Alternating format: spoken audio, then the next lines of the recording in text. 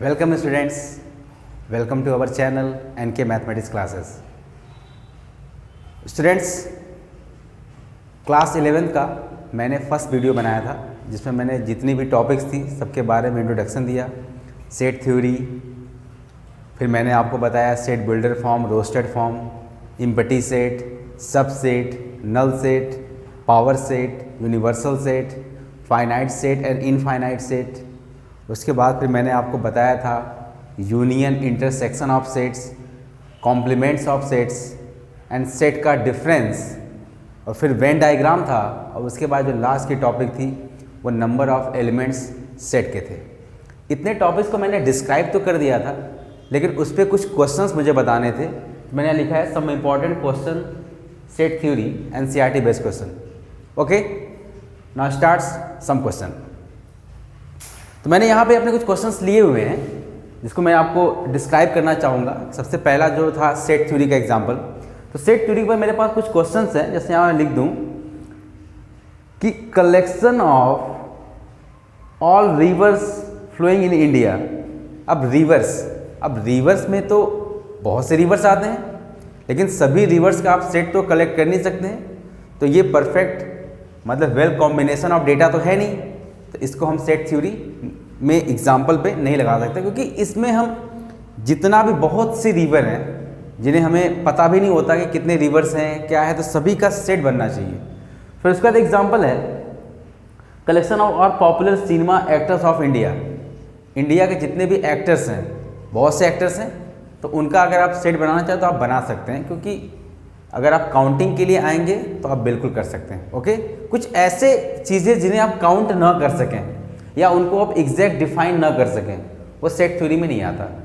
Most dangerous animal of world. और world में कितने भी डेंजरस एनिमल हैं जिनके बारे में आप नहीं जानते हैं, तो उनको आप बता नहीं पाएंगे। एक समय के लिए अगर आप काउंट करने पे आएंगे तो मे बी आप कुछ एनिमल्स के नेम बता सकते हैं, लेकिन वर्ल्ड में बात किया है तो वर्ल्ड में बहुत से मोस्ट डेंजरस एनिमल्स होते हैं, और उनमें कौन सबसे ज़्यादा डेंजरस है ये आप डिस्क्राइब नहीं कर सकते। ओके, तो जो वेल डिफाइंड ऑब्जेक्ट आपको नहीं देगा तो वो सेट थ्योरी के एग्जाम्पल में नहीं आएगा। फिर उसके बाद था roasted and set builder form. ठीक है, तो मैं उसके एग्जाम्पल लेकर मैं बता रहा हूँ आपको। जैसे यहाँ पे बोला है the counting number of multiple of 6 less than 15। The counting number, ठीक है, counting numbers which are multiple of 6, which are multiples of 6 less than 50।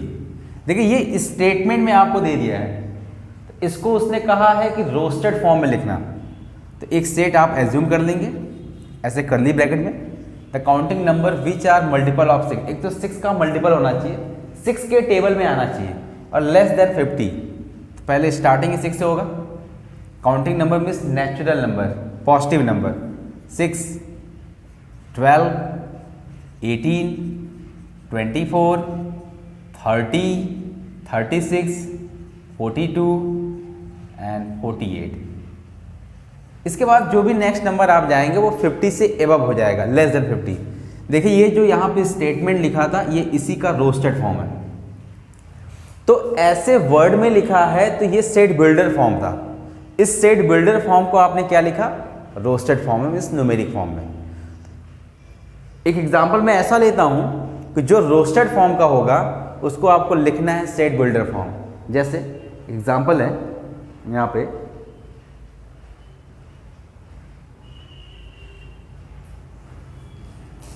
Example है 1, 3, 5, 7, 9, 11 एंड 13।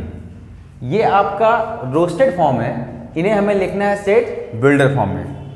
तो आप कैसे लिखेंगे इसको, x such that x is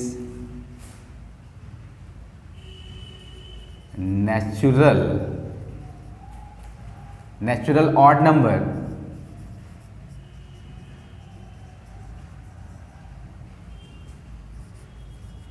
less than 15. Listen, x is a natural odd number, यहाँ पे natural odd number less than 15. x जो है एक तो हमको नेचुरल लेना है और वो लेना है ऑड नंबर जो नंबर 2 से डिवाइड ना हो सके, odd natural number less than 50. अब देखिए 50 से लेस ऑड में कितना होगा 13. एक तो नेचुरल कहा उसने 1, 3, 5, 7, 9, 11, 13 एंड 13 से एबव आपको जाना भी नहीं है.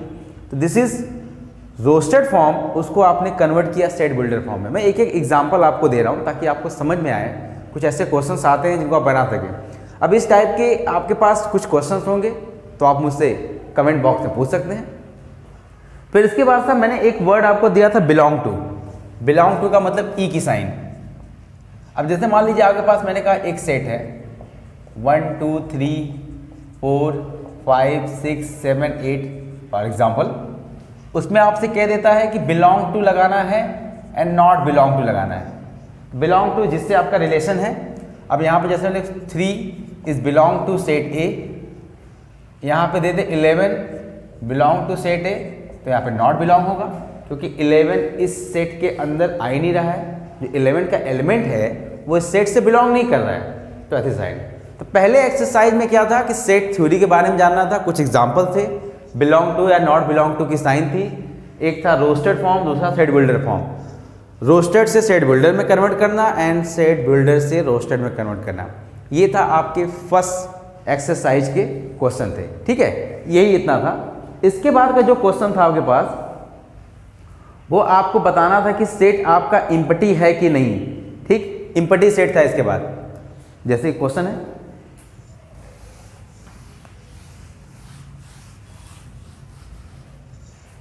देखिए यहां पे एक सेट आपको दिया हुआ है 2, 4, 6, 8,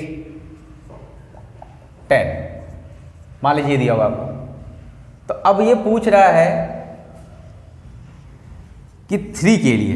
अब सीधी सी बात, जो एलिमेंट इस सेट में आया नहीं वो उसके लिए एम्प्टी सेट है.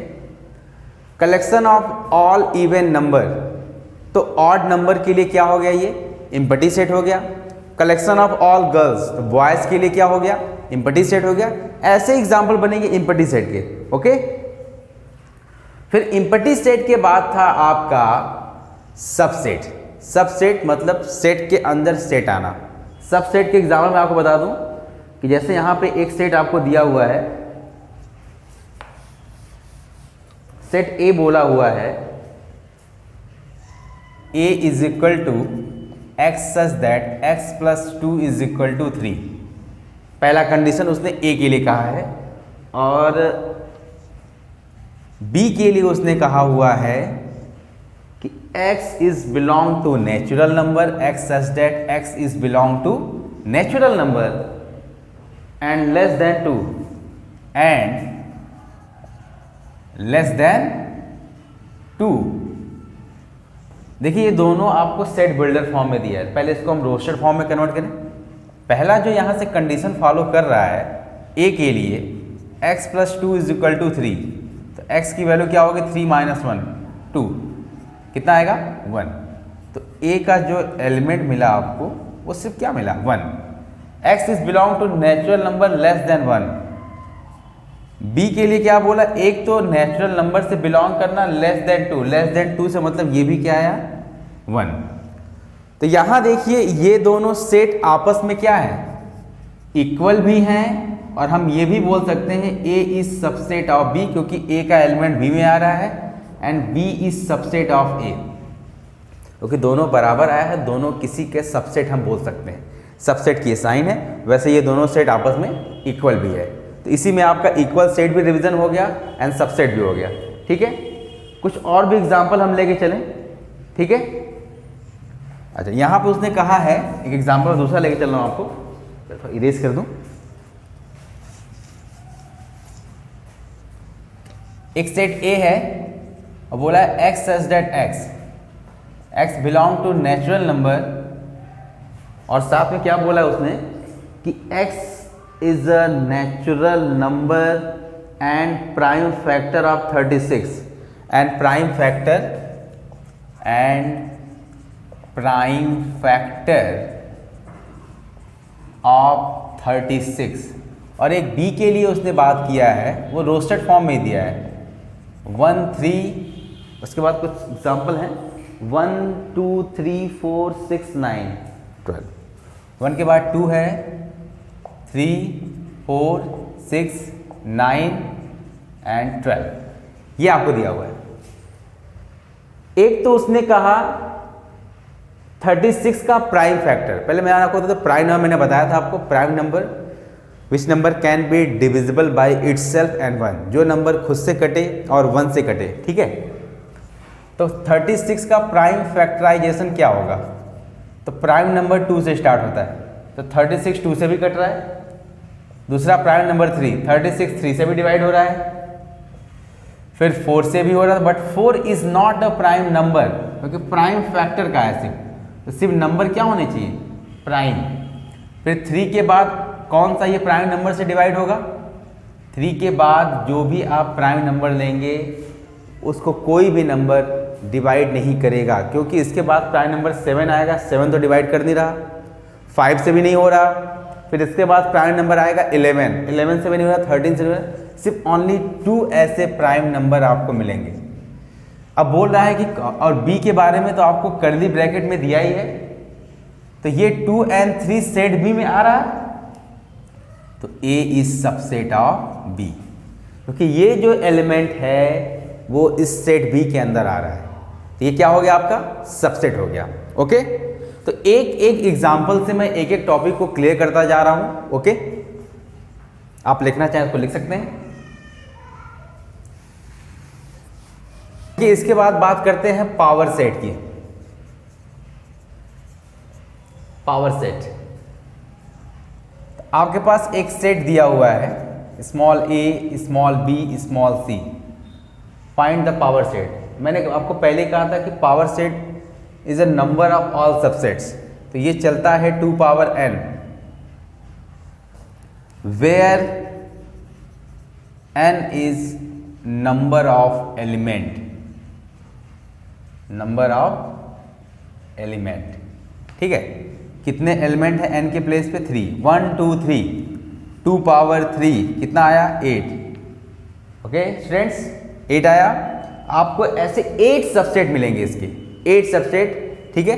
तो मैंने आपको पहले ही कहा था कि 2 तो आप पहले ही पता कर लेंगे, क्योंकि आपको मैंने उस दिन हिंट दिया था, और हिंट की चीज़ें तो आप लोग बहुत जल्दी पकड़ते हैं। और 5 जो इसका पहला एलिमेंट मैंने कहा था कि वो हम 5 ही लेंगे, क्योंकि सभी सेट के पास अपना खुद का एक इम्पटी सेट होता है।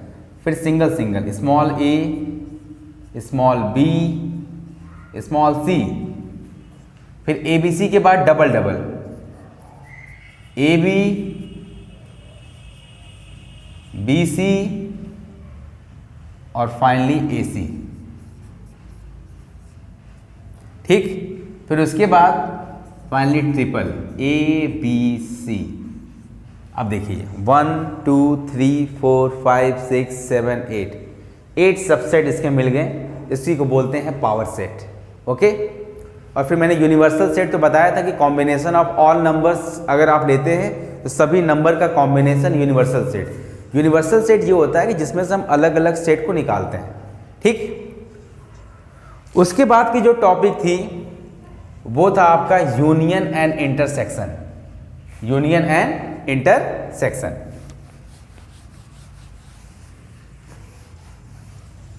अब देखिए यूनियन के क्वेश्चन, यूनियन के क्वेश्चन जैसे यहाँ मैंने आपको ये दे दिया, मान लीजिए एक सेट ए है आपके पास, 1 2 3 4 5 6 7 8 9 10, और एक यहाँ पे बी लिखा हुआ है मैंने, ठीक।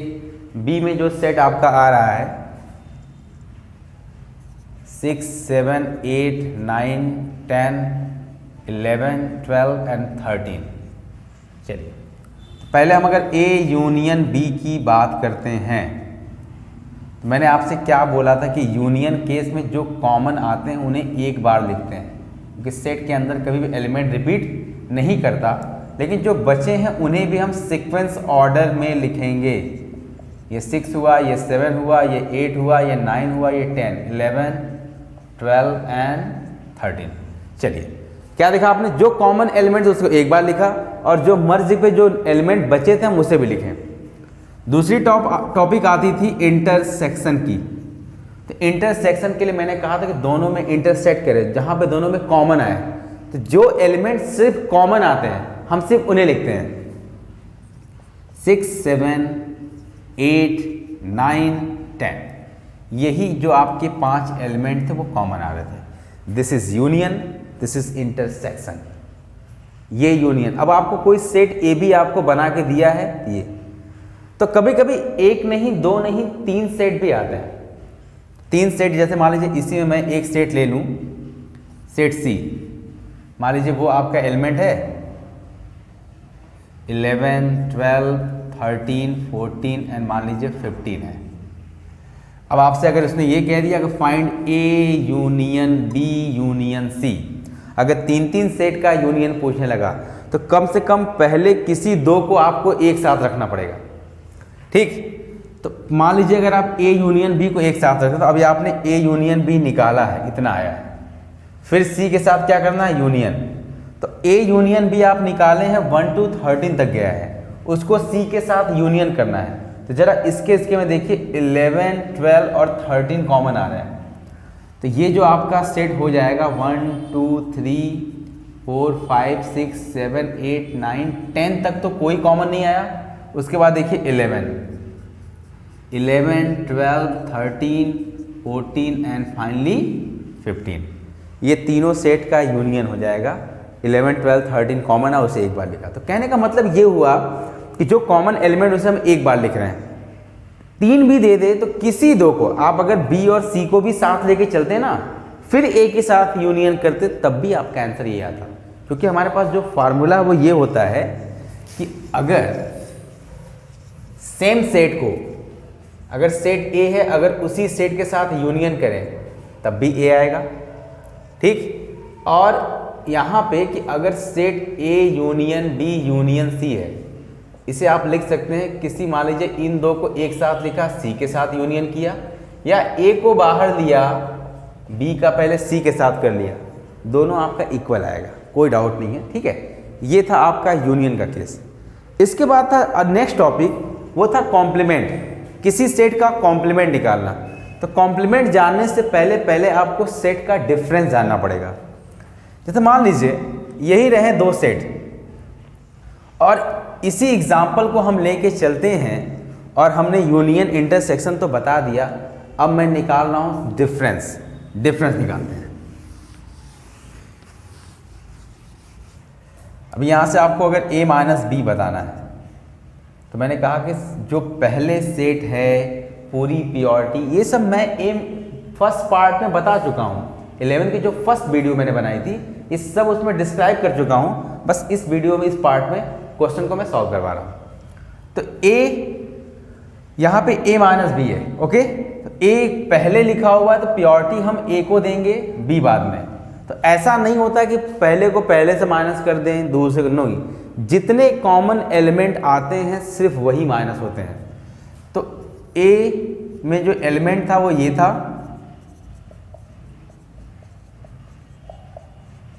माइनस। यहां देखिए b का एलिमेंट क्या है, 6, 7, 8, 9, 10, 11, 12 एंड 13। अब जरा देखिए सिर्फ कॉमन वाले माइनस होंगे तो 6, 6 से माइनस होगा, 7, 7 से माइनस होंगे, 8, 8 से माइनस होगा, 9, 9 से एंड 10, 10 से। सिर्फ कॉमन एलिमेंट माइनस होंगे। और जो आप बचे हैं सेट बी में, उससे आपको कोई मतलब नहीं, क्योंकि मैंने बोला है कि प्योरिटी ए को देना है। 1, 2, 3, 4, 5, 6, 7, ओनली ये बचेगा डिफरेंस। अब आप पूछेंगे सर नेक्स्ट के जो बचे 3 वो तो नहीं थे। हाँ, तो वो आपके ऐसे हो गए ना, वो इसमें कॉमन तो नहीं आया। जितने एलिमेंट इसमें कॉमन आएंगे सिर्फ वही माइनस होगा, और जो कॉमन नहीं है उसे नहीं। लेकिन ए में भी कॉमन नहीं आ रहा था, लेकिन पहले आपने सेट ए लिखा है, इसीलिए ए के एलिमेंट यहाँ बचे हैं जो वो मैं लिख रहा हूँ। ठीक, उसके बाद देखिए सर 6, 7 में तो माइनस हो गया है ना, तो 6, 7 नहीं होगा, ये सिर्फ यहाँ तक होगा, ओनली 5 तक होगा। ठीक, 6 7 8 9 10 आपके सब्ट्रैक्ट हो चुके थे, सिर्फ यही 5 एलिमेंट जो इसमें नहीं थे बचे थे। अगर मैं यहाँ पे b माइनस ए बताऊँ तो b माइनस ए में b पहले लिखेंगे, 6 7 8 9 10 11 12 एंड 13, ये पहले b हो गया माइनस ए क्या हुआ 1 2 3 4 5 6 7 8 9 10। अब आप देखिए इसमें भी जो सिर्फ कॉमन एलिमेंट है वो माइनस होंगे। जैसे क्या मिला आपको, 6 कॉमन मिला, 7 कॉमन मिला, 8 कॉमन मिला, 9 कॉमन मिला और क्या कॉमन मिला 10। जब इसको हमने माइनस किया तो सिर्फ कॉमन एलिमेंट माइनस तो क्या बचा 11 12 एंड 13, क्योंकि प्योरिटी यहाँ b की है, यहाँ b को प्योरिटी दी गई है, तो जो b के एलिमेंट बचेंगे हम वो लिखेंगे और यहाँ जितने एलिमेंट कॉमन थे ये इस एलिमेंट से कोई मतलब नहीं। This is the difference of sets. Okay, तो सेट का डिफरेंस आई होप आपको समझ में आ चुका होगा। अगर आपने डिफरेंस समझ लिया तो फिर आप कॉम्प्लीमेंट ऑफ सेट के क्वेश्चन सॉल्व कर सकते हैं।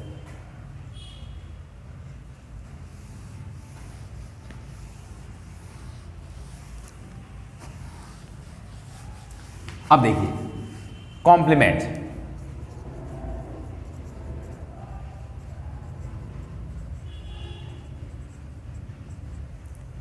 सेट का जो है कॉम्प्लीमेंट, किसी भी सेट का कॉम्प्लीमेंट निकालने के लिए यूनिवर्सल में से उस सेट को हम माइनस कर देते हैं।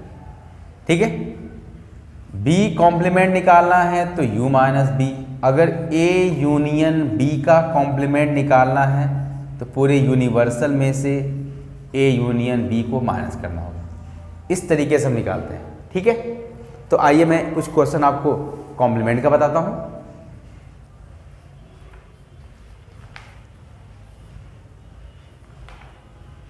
देखिए एग्जाम्पल ले लेते हैं यहाँ पे। जैसे मान लीजिए यूनिवर्सल आपको दिया होगा, यूनिवर्सल मतलब जितने भी कंप्लीट सेट आपको दिए हैं 1 2 3 4 5 6 7 8 9 10, एक सेट आपको ए दिया हुआ है 1 3 5 7 9, एक सेट आपको बी दिया हुआ है 2 4 6 8 10। मान लीजिए एक सी भी दिया हुआ है आपको 6 7 8 9 10। ठीक, यहाँ देखिए मान लीजिए पहले आपसे ए कॉम्प्लीमेंट पूछता है, तो ए कॉम्प्लीमेंट पूछा तो इसका मतलब क्या हुआ u माइनस ए।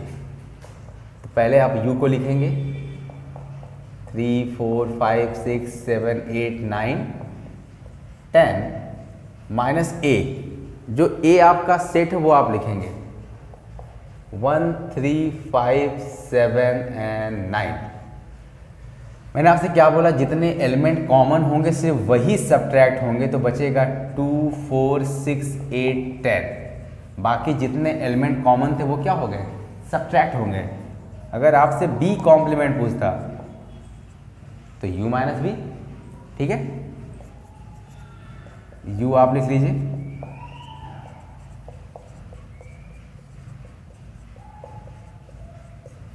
और b कितना है, b आपको यहां दे रखा है कितना 2 4 6 8 10।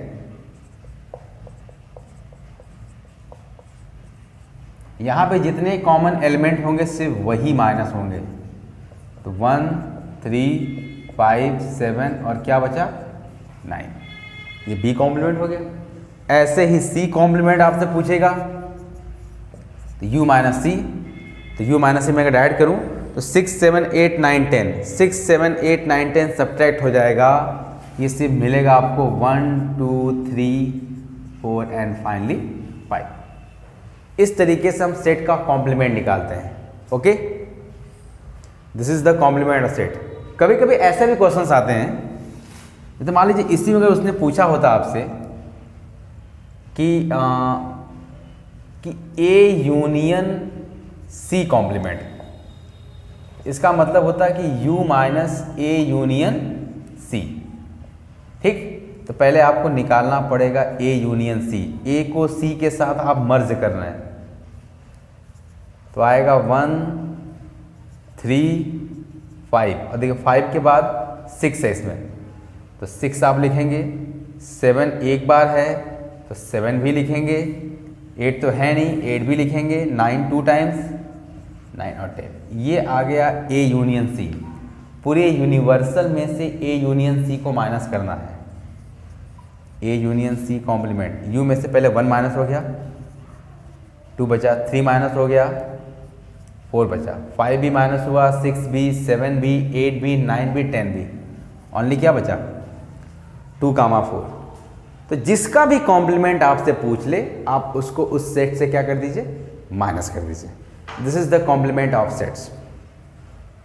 अब इसके बाद की जो टॉपिक है, लास्ट टॉपिक आपके सेट थ्योरी का, वो एलिमेंट है, some practical problem of elements. तो इसे आप लिख लीजिए।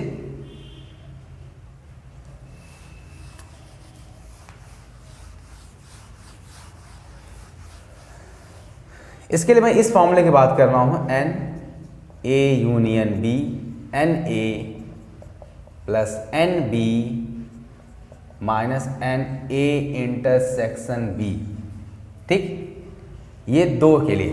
तो इस पे क्वेश्चन कैसे बनते हैं, मैं एक एग्जांपल से आपको बताता हूं कि इस नंबर ऑफ एलिमेंट में क्वेश्चन कैसे बनेंगे। जैसे मान लीजिए आपको by default number of element दे ही रखा है। यहाँ पे एन ए, एक छोटा सा एग्जांपल ले रहा हूँ। नंबर ऑफ एलिमेंट दिया है 28, नंबर ऑफ एलिमेंट दिया है बी का 32,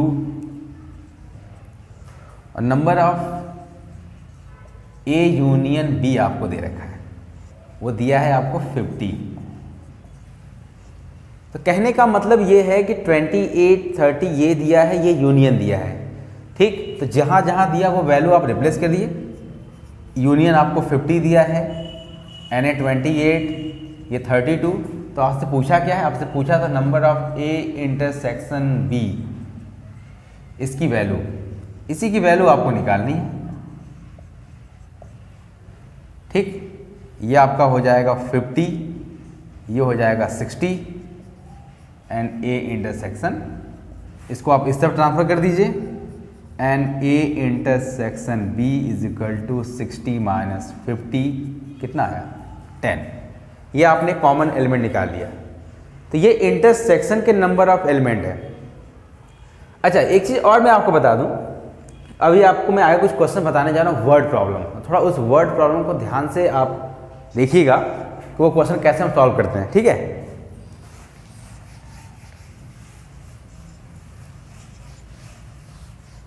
देखिए अभी यहाँ पे क्या है, क्वेश्चन कह रहा है कि इन अ ग्रुप 400 पीपुल, एक ग्रुप में 400 पीपुल हैं, मीन्स पूरा ग्रुप में कितने पर्सन है 400 पीपुल।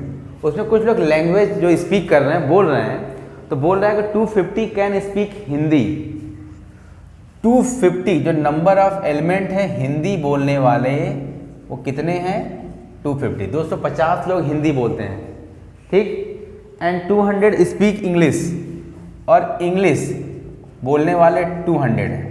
देखिए मैंने एच का नोटेशन हिंदी से लिया है और ई का नोटेशन इंग्लिश से लिया है। फिर क्या क्वेश्चन कह रहा है, how many can speak both Hindi and English. Both कहने का मतलब कि दोनों, दोनों का मतलब इंटरसेक्शन का केस, कॉमन केस। वो कह रहा है ऐसे कितने लोग हैं जो दोनों लैंग्वेज बोल सकते हैं, मतलब। और 400 जो आपको ग्रुप दिया है वो टोटल है, मतलब वो क्या दिया हुआ है, एन ए यूनियन बी, वो कितना दे रखा है आपको 400। ठीक, अभी आपके पास फॉर्मूला है, तो ए यूनियन बी तो हम लेंगे नहीं, क्योंकि हमारा ए का वैल्यू क्या है एच है, और ये क्या है ई है। ये मैं समझाने के लिए लिख दिया था ताकि आपको समझ में आए कि मैं ए बी के प्लेस पे हिंदी एंड इंग्लिश का नोटेशन ले रहा हूँ। N H union E is equal to N H speak of Hindi, जो स्पीक कर रहे हैं, speak of English, minus N H intersection E. आप पुट कीजिए 400 और एन एच कितना है 250 है, और NE कितना है 200 और ये कितना है 400। ठीक है, तो ये तो नहीं, ये तो निकाला ना आपको। NH इंटरसेक्शन E ये आपको निकालना है। ठीक है, तो ये आपका हो गया 400, ये हुआ 450 माइनस H इंटरसेक्शन E। फिर वही बात, इसको इधर लेके आइए, NH intersection E is equal to 450 minus 450 आ गया। ऐसे 50 लोग हैं जो दोनों लैंग्वेज बोलते हैं, हिंदी और इंग्लिश दोनों। लेकिन आपको मैं बता दूं, जैसे ये NH लिखा हुआ था, तो ये जो मैंने अभी कॉमन निकाला, अगर मैं ओनली NH कहता हूं तो जनरली ये क्या दे रखा था आपको 250। तो ऐसा नहीं है कि ये जो हिंदी स्पीक कर रहे हैं तो वो 250 जो दिए वो इंग्लिश नहीं बोल सकते हैं। जैसे किसी क्लास में आप जाते हैं तो एक बच्चे को खड़ा करते कहते आप लोग हिंदी आती है, बोलते यस हिंदी आती है, तो मुंडी हिलाते हैं बच्चे, हाँ यस आती है। फिर दूसरे केस उन्हीं से पूछा आपको इंग्लिश आती है, तो भी मुंडी हिला रहे, यस हाँ हिंदी आती है। तो हिंदी इंग्लिश वो तो दोनों जान रहा है, लेकिन अगर आप उससे हिंदी पूछ रहे हैं तो हिंदी के लिए भी खड़ा होगा, आप उससे इंग्लिश पूछ रहे हैं तो इंग्लिश के लिए भी खड़ा होगा वो। लेकिन अगर आपसे पूछा जाए कि ओनली हिंदी बोलने वाले, सिर्फ हिंदी बोलने वाले कितने लोग हैं, ओनली हिंदी, तो सिर्फ इसमें इंग्लिश बोलने वाले नहीं आएंगे। लेकिन ये जो NH मैंने लिखा है इसमें इंग्लिश हिंदी दोनों वाले होंगे, लेकिन ओनली नहीं है ये। तो ओनली के लिए जो कॉमन है, जो दो लैंग्वेज बोलते हैं उनको बाहर निकाला जाए। कहते नहीं नहीं ये दोनों बोलते हैं, बहुत टैलेंटेड है, इनको बाहर निकालिए, हमें सिर्फ हिंदी वाले चाहिए। तो हिंदी के लिए क्या हुआ कि 250 में से जो ये कॉमन आया है 50, 200, ठीक है, उनको दो लैंग्वेज वाले नहीं चाहिए। ठीक, तो उसको माइनस किया तो सिर्फ 200 लोग ऐसे हैं जो हिंदी बोल रहे हैं। ठीक है, अभी हम हिंदी वाले हैं, वो हिंदी बोल रहे हैं। फिर अगर ऐसे ही ओनली इंग्लिश कह दे तो इसमें भी 250 में से इंग्लिश कितने हैं, 250 नहीं, इंग्लिश में कितने हैं 200 हैं, और इसमें भी 50 लोग हम माइनस कर रहे तो कितना आया 150।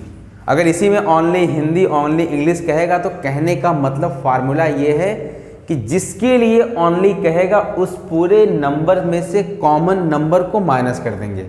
मीनिंग ओनली हिंदी आपसे कहा तो आपने क्या किया, number of element of Hindi minus number of Hindi intersection English, दोनों बोलने वाले को माइनस कर दिए। ये ओनली के लिए ये फार्मूला भी है। ठीक है, तो इस तरीके से इसके वर्ड प्रॉब्लम है। मैं एक आध क्वेश्चन आपको और बता देता हूं। ठीक है, इसी तरह कह रहा है कि in a group of people 50 people read newspaper a. अब देखिए न्यूज़पेपर की बारी है, यहां पे न्यूज़पेपर है कि किसी सर्वे पे गया, जैसे सर्वे मिलता है ना, सर्वे पे गए तो उनसे पूछा कि आप कौन सा न्यूज़पेपर पढ़ते हैं, तो एक पता चला उन्हें कि एक ग्रुप में 50% ऐसे हैं जो ए न्यूज़पेपर पढ़ते हैं। फिर उन्हें मिला कि 20% ऐसे हैं जो बी न्यूज़पेपर पढ़ते हैं। फिर उन्हें मिला कि 10% ऐसे हैं जो दोनों पढ़ते हैं। मतलब 10 लोग ऐसे हैं जो ए और बी दोनों पढ़ने वाले हैं। तो फिर आपसे पूछा जा रहा है कि ग्रुप में कितने लोग हैं कि जो न्यूज़पेपर पढ़ते हैं। तो कहने का मतलब कि ये दिया हुआ है NA 50, ये दिया है NB 20, और दोनों पढ़ने वाले ये कॉमन हो गए, NA इंटरसेक्शन B कितने आ गए आपके 10। तो ग्रुप पूछ रहा है, ग्रुप का मतलब यूनियन, नाम में ही क्लियर है कि जब भी यूनिटी होती वो ग्रुप होता है। ग्रुप में हमको यूनियन, पूरा यूनियन को मिलाना है, तो ये आपका ग्रुप हुआ। NA plus NB minus NA intersection B, आप यहाँ पुट कर दीजिए 50 प्लस 20 माइनस 10, 70 माइनस 10। उस ग्रुप में कितने लोग हैं, 60 लोग हैं। कि कम से कम दोनों में से ए और बी दोनों पढ़ते होंगे या ओनली ए ओनली बी। अब इसी में आपसे पूछ देता, जैसे ये जो निकाले हैं आप, इसमें हिंदी और न्यूज़पेपर ए न्यूज़पेपर बी दोनों पढ़ने वाले हैं, लेकिन अगर वो पूछ देता कि ओनली न्यूज़पेपर ए पढ़ने वाले कितने लोग हैं, number of A minus N A intersection B दोनों कॉमन निकाल देंगे। एन ए कितना दिया था 50 और कॉमन कितना है 10, तो ऐसे 40% ऐसे हैं जो ओनली न्यूज़पेपर ए पढ़ते हैं, ओनली सिर्फ ए पढ़ते हैं।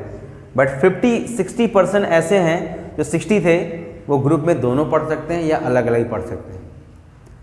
तो इसलिए आई होप ये जो इंपॉर्टेंट क्वेश्चन मैंने आपको बताया सेट थ्योरी के, ये आपको बिल्कुल अच्छे लगे होंगे। बट मुझे पता है कि सिर्फ इतने क्वेश्चन से आप सेटिस्फाई नहीं हुए होंगे। अगर आपके पास और भी क्वेश्चंस हैं तो आप मुझे कमेंट बॉक्स में पूछ सकते हैं, मैं उसे ज़रूर बताऊंगा।